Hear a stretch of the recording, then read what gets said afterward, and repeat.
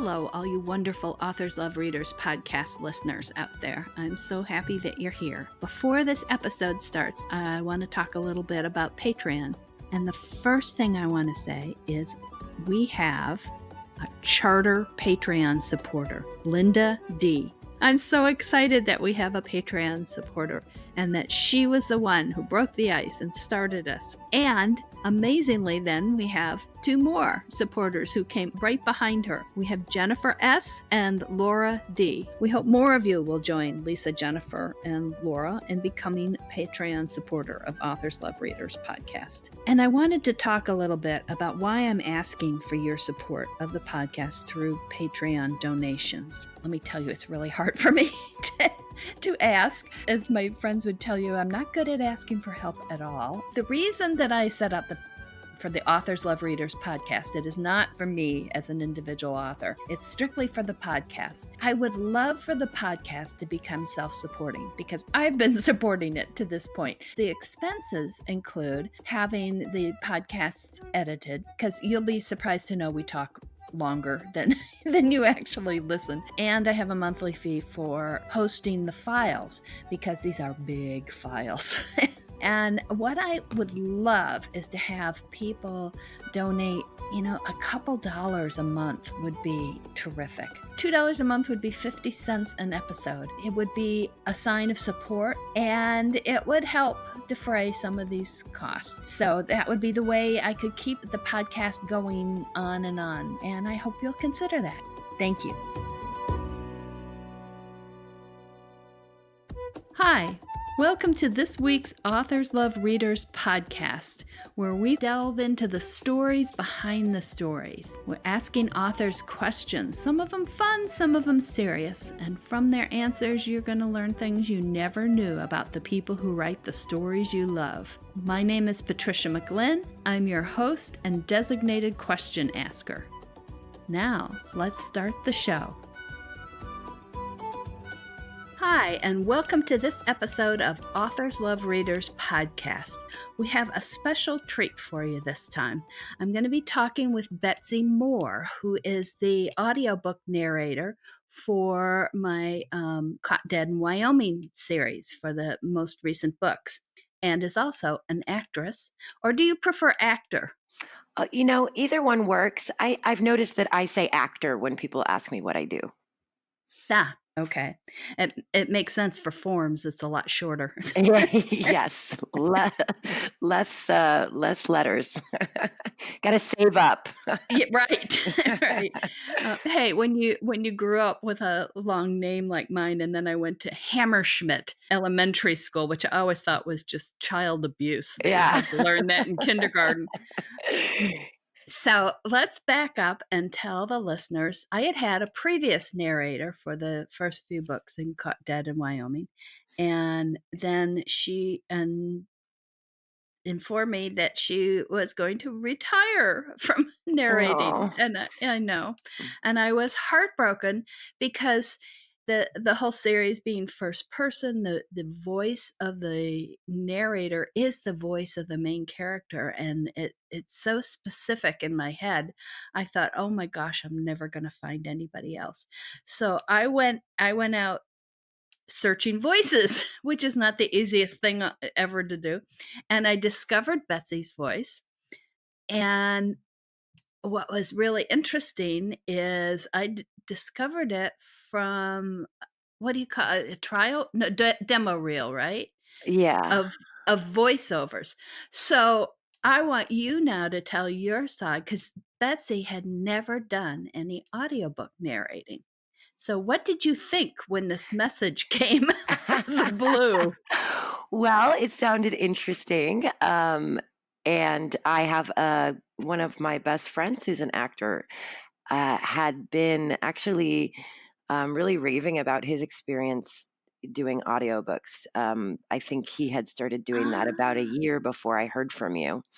So, but he was, really tech savvy and doing it himself and going out and finding the work. And, it sounded really great. It sounded like a rewarding career and something awesome to focus on, but I didn't know how to start myself. So it really felt like kismet when you contacted me. Ah, And I that's thought to great. myself, well, this is a sign that I should probably look into doing this.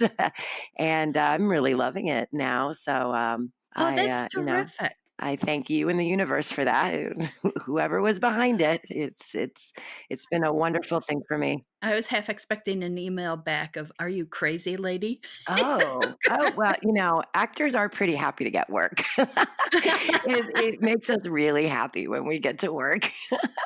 Well, and before we go, because I have all sorts of questions about the book, but tell us some about your acting. I know you're doing a play this summer. Yeah, I'm heading out in a couple weeks to go do a play called Ripcord. I can't remember the playwright's name.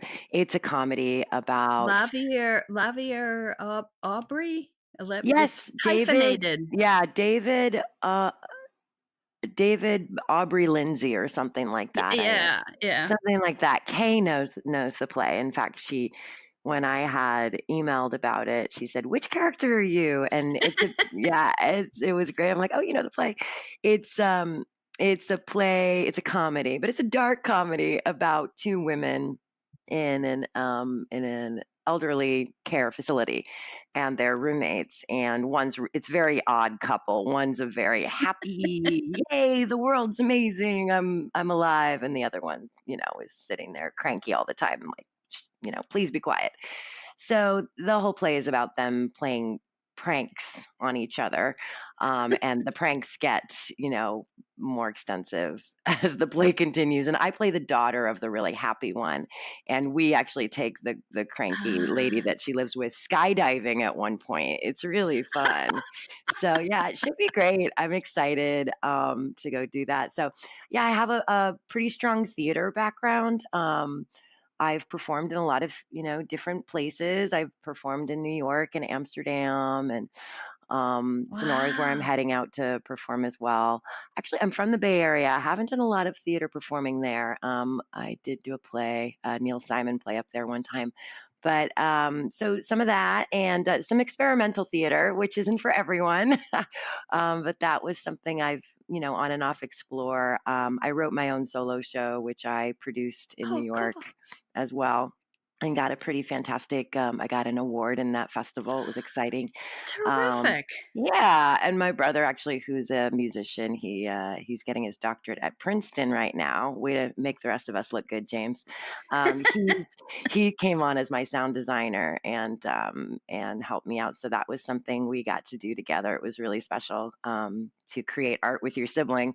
So yeah, that's a little bit about. And then I'm always auditioning, doing. I've done a couple of video games. I'm not sure if any of your listeners are big video game players, but I'm the voice of Mindy in Dishonored 2, and I did the Oh, that's NCIS, neat. NCIS video game, stuff like that. I was in a Facebook commercial once, just kind of lots of different things over the years. So yeah, but it's so wonderful for me with the audiobook. It's like it's nice for an actor to be able to create a bit of routine and to do their work, Mm, so I can say, okay, mm. Mondays and Wednesdays from 2 to 6, I'm going to go to the studio and, spend some time with Elizabeth and her gang. And that's just been it's really been very rewarding for me because you're just always kind of on call, of course, as an actor. Yeah, I hadn't thought about the benefits of Mm. routine. I'm not real into schedules, so but Just a little bit. Yeah, it's nice. yeah, not security necessarily, but structure to Yeah, kind of the week. Yeah. exactly. Exactly. So how about the difference in acting from and now most of the acting you've done, well, no, you said you've done a lot of voices. So what is the difference in acting from when people can see you, and how do you have to approach it differently from when people can see you to when they can only hear your voice? I would say okay, I would say 2 things come to mind. One is that you can wear whatever you want, which is really, luxurious. I am a character actress on camera, so I don't have to worry about, my nails being perfect and my hair perfectly coiffed and all that. But you do have to put, some thought and energy into your appearance, of course, when you're on camera. So you don't have to worry about that so much. And then I do articulation is an interesting, I think there's a spectrum there. You want Mm. for people to be able to understand you, but if you articulate too much, it actually can almost turn into a character that sounds like it kind of sounds sophisticated, educated, or more upper crust. It If being you if part of that the makes characterization. exactly. So Yeah. so that's something to keep in mind. And I found with voiceover, I wouldn't say necessarily with audiobooks, but like cartoon or commercials where there's a scene going on between two people, you do want to, because people can't see your face, sometimes you have to emphasize, the emotion that's happening a little bit more, if that makes sense. It does, and it also makes me think because there's oddly a fair amount of smart ass humor in my books, and Yeah. and I often think, that so much of it is the timing and which word is emphasized, um, and I would think that would be very difficult because it's almost like you have to read my mind. I guess the reader does too, huh? Yeah. Well, it's clear to me who she is, when I'm reading it, it makes sense, to me where she's coming from, her perspective, that sarcasm. I have a lot of friends that are very funny and sarcastic. So and it sometimes it takes a couple times to get it right, but it's written Mm. in a way when those words come together magically, it's I don't have to do the work. It's there. You've done the work for me. Aw, So aw, you're so yeah, it's sweet. true. It's true. So it just rolls off the tongue. So yeah, a great example of that. I remember in the first book I did for you, when she started talking about her Barbie dolls that she had when she was a kid, and sending them off to the rainforests, Yeah. instead of going to the prom or whatever. Which I was really, really happy that the Barbies came up again in this book, by the way, too. I was like, yay, the Barbie stories. They're my favorite. Um, but I think that one paragraph, I remember there were a lot of words and it took me a couple times, but just like the specific words you chose to describe her perspective about that were so well placed and chosen. But I wanted to get them all in with the right amount of emphasis. But it wasn't mathematical. It's more of an instinctual thing, if that makes sense. Yeah, well, it does, and it's so interesting because I had not thought about this until now, but because you came in on book 4. The first one that Betsy, narrated is Last Ditch, Yes. and we're so grateful because there was a big gap between Shoot first being, released an audiobook and Last Ditch, and now she's working on wrapping up actually, Look Live. So the Yeah, we're close. audiobook fans are gonna be over the moon that we're not taking a year Yay. plus between books. Um, That's exciting. Good. but to drop into the series in book 4, um, did did you feel sort of at sea at first, or did you just feel you were making it your own and go from there? Yeah, I felt I mean, we had a lot more contact, as you remember in the beginning, because I wanted to do what you heard in your head, as much as I could, to figure out those characters. And we did a little troubleshooting with Tom, Mm, and mm. Mike, and yeah, I will say that things are moving like twice as fast, for a few reasons on Look Live. Because I had to learn how to use a system as Yeah. well, when I started the book. So, But luckily, the guy that works at the studio over in Studio City, Andrew, yeah, real sweet guy that just never minded taking time to show me how things work. So, oh, lovely guy. And actors have to pay a lot of money to train. If go spend money on headshots. Go, if you want to do voiceover, go take a class over at Kalmanson. It's only $700. It's all the time, and of course, there's training courses for narration. And I talked to Andrew about it, and I said, I'm open to doing a training course if you think it's a good idea. And he said, you're an experienced voice actor, you'd be fine. It's kind of like, and I did have to start over, with Last Ditch. I think that my first go at it was decent, but I knew I could do better. So I ended up, I pay for my studio time. I ended up spending a little money on that, but Andrew and I had an interesting conversation where he pointed out, you're getting instead of paying for a narration class, you're learning it yourself, and that's where that money, and it's less money than a course as well. So there was a lot of troubleshooting just in that, like lots of different things, finding the right place on the spectrum for these voices. The pace was a big one.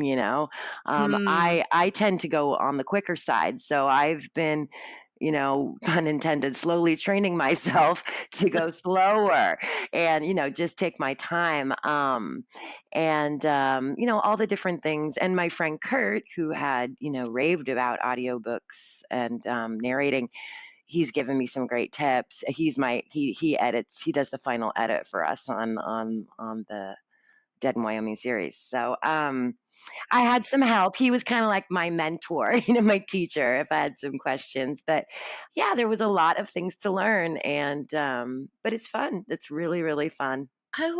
That's interesting that you've had to go slower, but I recognize, because I'm an audiobook listener, especially in the car, I listen to audiobooks.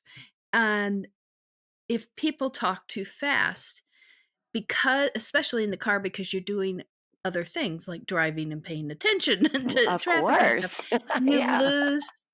lose the thread, and it's hard to go back. It's not impossible, but it's harder to go back than it is in a book to say, wait a minute, what did I miss there? Right. Well, it might be easier for some people. I feel like I'm wasting time. But there's also that processing, the mental processing when you hear something.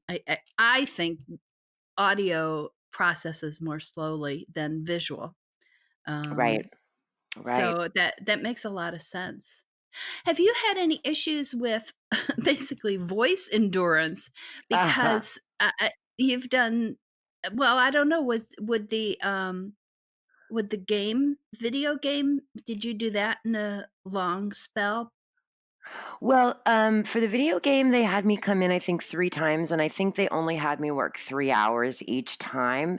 That, the stories that you write are exciting and there's a lot happening, but um, not a ton of like screaming or Oh, I might have to punching. work that in. Just planting some seeds there for you, Pat. And it's just there's a lot of like grunting, if you will, like people punching, people running, people dying. It's video games in America, and so that you could get a little bit tired, but that's why they do have voice actors come in and do about usually like max 3 hours. And they make sure that you get a break and stuff like that. For your books, as I mentioned before, the luxury of having the structure, but also getting to choose, when and how long I want to, because we, have a good communication about our deadlines and stuff like that, so I can plan accordingly. I typically go in and do about 3 hours of work, and I don't feel that my voice suffers for it. I did a long day last week, and I noticed the next day I was like, oh, my voice feels a little teeny bit sore, and I didn't really know why. I thought to myself, I hope I'm not getting sick. And then I realized, oh, I did a full 5 hours yesterday, so it's just a teensy bit tired, and it sounded pretty normal for me, Yeah. in like, late in the afternoon, So yeah, it's not too bad. But Kurt has mentioned, you have to drink a lot of water to keep everything, sounding clearer.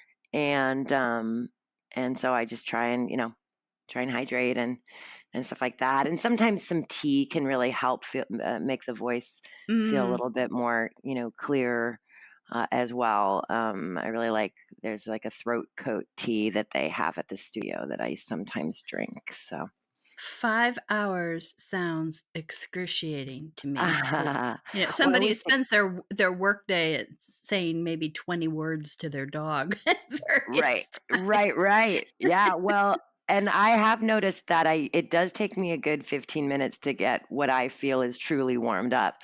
It's kind of slow Wow. starting sometimes. And I really prefer going in the afternoon because I've probably already had some conversations. So I'm already a little bit warmed up. And I always take breaks. I'll call my boyfriend after I work for an hour and talk to him for 5 minutes, 10 minutes. Or I have like a silly little game on my iPad after another hour of work. I'll just spend 5 minutes just doing something else. I'm really obsessed with the bacon quiches down at Pete's Coffee, which is below the studio. So I'll go get one of those, because I Just the think concentration. yes, yeah, it's just so, friend of mine, she's really, she did I don't know, the CPT or the trail in California that you can hike that kind of goes all along the coast. Anyway, she did a big portion of that. She's a big Ah. hiker. She's a camper. She knows all about, the wild and stuff like that. And when she did this big, like 2.5, 3 week backpacking trip by herself, which I was so Wow. impressed with, she came back and I took her out for a drink and I said, what were your epiphanies? What did you learn about the world? And she said, you know what I learned? One of the major things I learned was I would just be walking and walking and walking. Okay, I just want to do 3 more miles and then I can rest. And she said, I noticed that when I decided to actually sit down and rest before I had thought I wanted a break, that I went faster later. And I always think about that, Oh. when you take a break, that the work you do after the break you're saving time by giving yourself that break, Oh, instead that's of really just interesting. suffering through. And I think that's true of so many things. And I find it's true of narrating. That I'll, that yeah, we tend to push to right. to continue, and I absolutely know that because that's part of inertia, to keep doing what you've been doing. Right. I mean, we think of inertia as not starting, but it's also it's not Not stopping. changing. Yeah. Yes, and you push you push through to finish what you're doing, but then you have to recuperate more. And maybe sounds like what her experience and what you learned from it was that if you don't push it to the point where you have to recuperate, where you just have to rest a little, that you pick up better. That's really Yes. interesting. Yeah, the work you do after the break will be more focused, and therefore you will get more done actually by giving yourself that time to take a break. Well, and I think it was really pointed, Betsy, that to take the break before you get really tired. Yeah, yeah. So I may go yeah, take a nap. No. let's all take a break. Yeah. We're not tired. Let's go take a break. Do you find at all that doing now you've only done basically 2 books, but, we'll try this question anyhow. Do you find that doing the audiobooks has informed your other acting in any way? I would say yes. I actually think that my voiceover agent, I recorded a new demo for us, so I could get more commercial work. And he called me and said, it's funny, real sweet guy, but like kind of I don't know how to say it. He's just like real direct to the point. He left me a Mhm. message, Betsy, it's Peter, call me back. I was like, oh, okay. It's like, wonder what he thought of the demo. Couldn't tell at all if he liked it or he didn't. And I called, he's like, Betsy, I just had to talk to you. I don't know what you're doing. And I was like, oh no. And he's like, but you've never sounded better. I don't know. I don't know Oh. what has been going on. If you're doing something different, whatever it is, keep doing it. And he's like, because I'm just really, really happy with this demo. I'm super excited to get it out there and send it to some casting directors and stuff like that. So I credit that to becoming even more familiar with my voice through the work that we've done together. Ah, So interesting. yeah. Then you just become more familiar and you're like, oh, and I'm not keeping track of the things I learned, but of course I'm learning a ton about the way and I'm making the decisions. I mean, I'm directing myself in those moments, Yes. So Yeah. it's yeah. So I'm learning a lot. Yeah. So I'm very grateful and it's lots of fun What and I love the books. So it's like my friend said to me when I told him I was doing this, he's like, oh, I'm so jealous. He's like, you just get to go read a book Yeah. and that's what you're doing right now for work. I'm Well, like, yeah, I know. it's a It's little more awesome. work than that. Of course, It's but actually a lot more work than that, 'cause I know some authors, various authors who have said, "Oh, I might just narrate my own book," and I always think, right. "You're nuts." No way on earth. Well, I'm glad you didn't, even though I'm sure you would do a great job, Pat. Oh, well. But one of the things that you were talking about learning about your voice, I was thinking, my books tend to have a fair number of characters. So you've got I would imagine that that might be stretching you too and trying to come up with these different Yeah. intonations. Sure. And I just started doing something that's been really helpful, which is when I do a new character, I grab a sample of it and put it into a file so that I can go back to it to Oh. make sure that I'm consistent.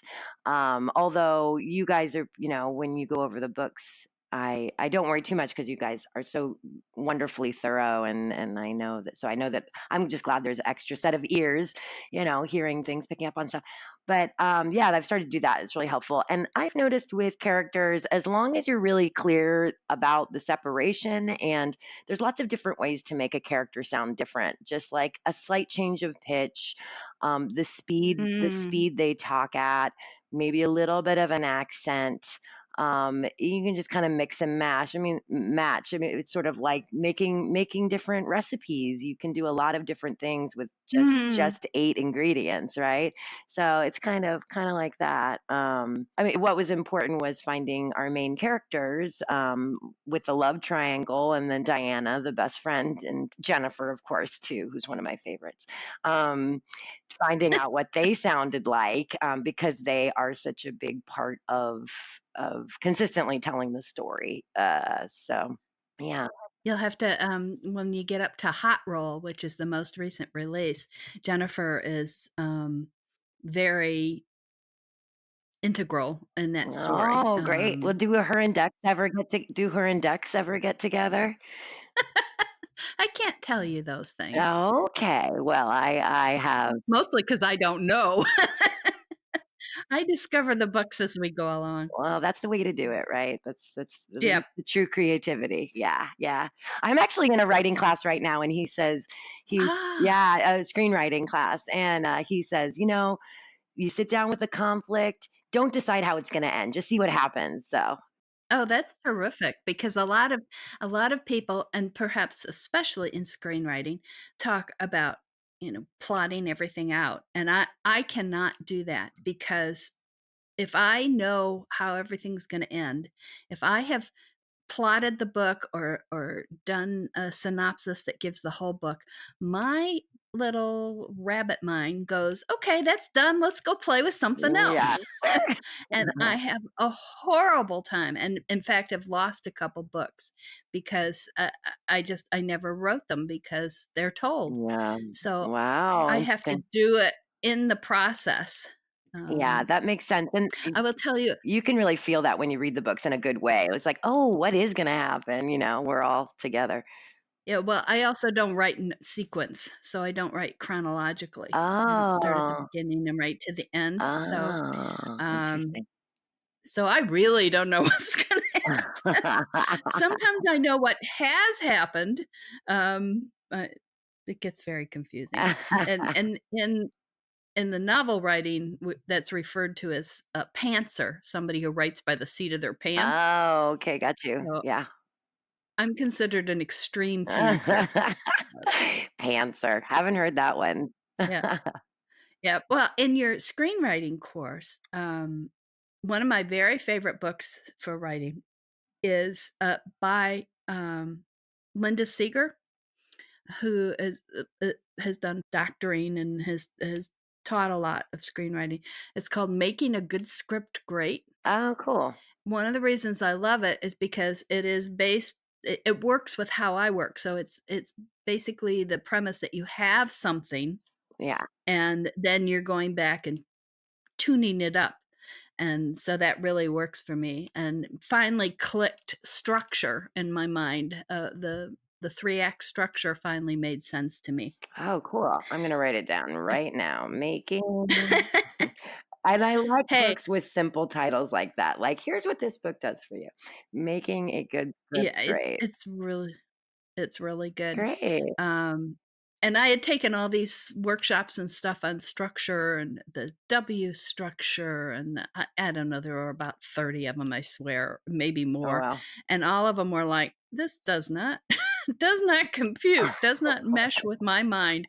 And then that one, it was like, oh, okay, now I get it. Now I see it. Yeah. So, yeah. It's a little like math, the stuff I'm learning in this screenwriting class. I'm like, "Okay, I think I got it." It's just like this equals this, and then make sure this is happening. It's just a lot of things to keep in mind. But he does say not to know the end, so that's good. Well, it is, except I can't I will tell you, another writer and I did a workshop at the Romance Writers of America several years ago. Good friend of mine writes as Emily Richards, and it was called Writing from the Inside Out or the Outside In. Mhm, And Emily is very much a planner, and she does do the outline, and she knows she has all that, does all this work ahead, mhm. and I discover it as I'm writing. So she starts from kind of the premise of the story and the structure and the plot and writes her way into the guts of the characters. And I write from the sense of who the characters are, sometimes hearing voices or just knowing bits and pieces of them. And I write out to the structure and eventually go, oh, that's the theme. Okay, huh. That's funny. In the class, he talks about people having, oh, it's not cognitive. He says there that we all have conceptual and intuitive sides of our brain as writers, and most people lean to one or the other. I'm pretty sure I'm more intuitive, which would be what you are if we Mm. were to equate Mhm. these things. And then the conceptual is you start from the outside. Yeah, if that's a great way of putting it, like Yeah. starting outside going in or starting inside going out. Yeah, interesting. And the point being you have to have both eventually. Right, right. Yeah, and that's what. But Yeah, it doesn't it yeah, it's not a one way, you can only do it this way. right. Thank Um, God. yes, yes. Although I've had many, courses and come across people who said they couldn't write the way I write. But then I've done workshops where I talk about the way I write, and I've had people come up afterwards with tears in their eyes Oh wow. because they write that way and they have felt that they couldn't or shouldn't, Oh, or amazing. they'd give up, because they couldn't do it that way. So you don't So have any kind of, routine? You just, wait until the instinct kinda grabs you and no, my routine would be, oh my God, there's a deadline coming. well, that's And then I have to binge, very and effective. Yes. The good thing about it is that you live inside the book. The hard thing about it is you live inside the book because you sort of remember the movie Romancing the Stone? Uh-huh. And when it opens, she is finishing a book Oh, and right. Yeah, I know what you mean. she is literally inside the book. Yeah. She is acting it out, and then she gets up and she's wandering around her apartment looking for something to blow her nose at, Yeah, yeah, and yeah. nothing is there. Yeah. You know, that's reality based. Yeah. Right. It I sort of come up for air at the end after being on deadline, and it's like, Yeah. "Oh, okay." Yeah, or do you have Um, dreams that sort of sometimes relate to the books you're writing at the time?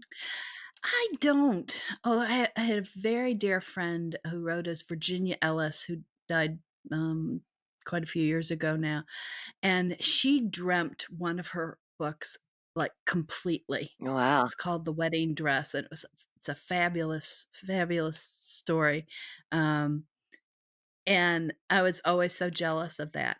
Yeah, Yeah. it's I interesting. thought, "Yeah, that way you get work done while you're sleeping." Yeah, right? You're like, talk about a great process. Wow, super Yeah. efficient with your time. Just think if you could go act while you were sleeping, you Exactly. know? Well, I It's yeah. so efficient. It's funny because I do get affected by my characters, and I get a lot of, like, I get, this character is really fun that I'm about to play, but in the past, I've gotten a couple of women that were, like, mentally unbalanced that I was playing, and stuff like that. So I actually Ah. had a little ritual that I would do when I got home after I was performing and just, kind of acknowledge that I was letting go of her and, I was back to me. Because we're just, Oh, so yeah. spongy as creatives. So, it's something I keep in mind with my work. So it's interesting. Elizabeth's a fun one. I could hang out with her anytime. And that's actually my name. Betsy's a nickname for Elizabeth. It's It was meant to be, meant to be. But that's so interesting because that I've often thought, and I've people who listen to the podcast have heard me ask other authors who write in different genres if that affects their moods. And a lot of them say it doesn't. And I'm stunned that it doesn't wow. because I know if I were writing dark thrillers, which I don't because I don't want to live in that Right. space, Yeah. it would definitely affect my mood. Yeah. And early in my career, I had some people saying, "Well, you should write literary fiction." And I thought, I didn't like reading a lot of it when I was in school and an English major. I don't want to spend a year of my life at a crack living in that Yeah. world, Yeah. where bad things happen to good people and then everybody dies. I just ugh. Yeah. Uh, That's great. I mean, it's nice that you have more of a choice in a way with that than someone yes. like me. Yeah. But it Yeah. does affect Oh, you. that's true. Yeah. As a writer, you get to choose I mean, I guess sometimes if you were a writer, you could get hired on something that, like on something that you didn't want to do necessarily, or I don't know, but definitely And have more power. some Yeah. people will do that, but s I'm stubborn enough that I've pretty much managed to say I'm gonna do what I wanna do. I'm not Um, surprised at all.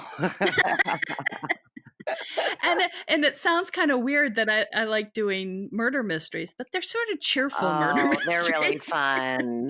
I love them. They're just, yeah, so interesting, and it's so fun for me when I read them, like, "Who done it? Who is it? Can't figure it out." I really can't ever figure it out until the end with your book so far. Yeah. So, Oh, that's good to know. yeah. Good. Yeah. I'm fooling you. Yeah.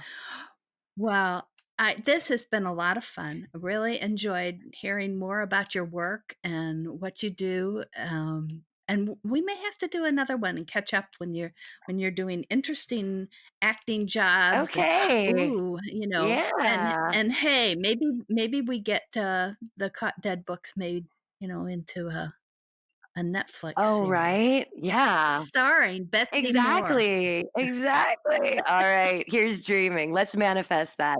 Let's manifest that.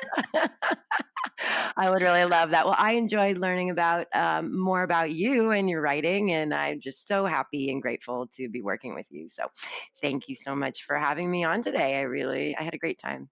Well, thank you. And talking to the listeners, hope you'll come back for another episode of Authors Love Readers podcast. And in the meantime, wishing you lots of happy reading.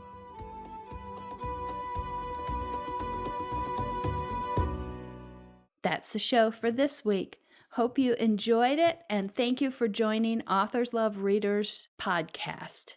Remember, you can always find out more about our guest authors in the show notes, and you can find out more about me at www.patriciamclinn.com. You can also send in questions to be asked of future authors at podcast@authorslovereaders.com. Until next week, wishing you lots of happy reading. Bye.